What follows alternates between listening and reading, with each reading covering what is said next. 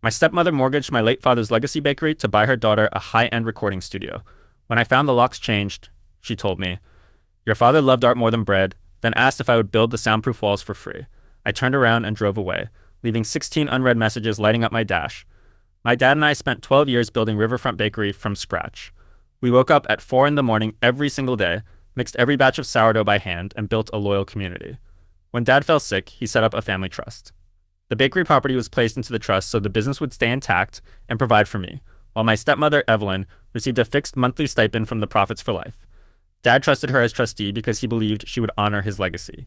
2 months after Dad passed, Evelyn's 23-year-old daughter, Chloe, decided she wanted to be a pop singer. Chloe had never worked a day in her life. Instead of telling her daughter to get a job, Evelyn went behind my back. She used her trustee authority to take out a six-figure loan against the bakery building, putting the entire property up as collateral to build Chloe a private sound studio. I found out on a rainy Tuesday morning. I arrived at 5 to fire up the ovens, but the heavy front doors were chained shut. A red notice from the bank was taped to the glass next to a sign reading, "Studio space coming soon." I drove straight to Evelyn's house. When I asked why my key did not fit the door of my father's business, she took a sip of coffee and said, "Chloe needs a quiet space with proper acoustics for her debut album. Baking was taking up too much of your time anyway." I told her dad gave his life to that bakery and that the shop funded our entire family. Evelyn smiled and said, "Your father loved art more than bread. He would be proud that his real estate is finally supporting culture instead of roles." Then she handed me a hardware store list. She said, "Since you are good with tools, I need you to frame the acoustic walls this weekend so we save on contractor fees."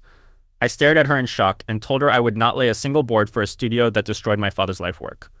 Her face turned cold. She shoved the paper against my chest and shouted, "You are so selfish.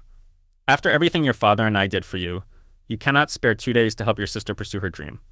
That was the moment I stopped trying to reason with her. I dropped the list onto her porch, turned around, and walked away.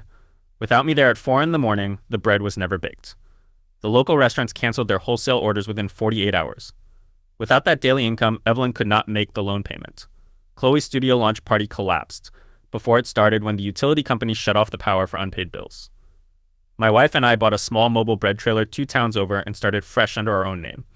As I pulled out of our new driveway, my phone buzzed on the console. The screen lit up again with 16 unread messages, and I turned it face down on the seat.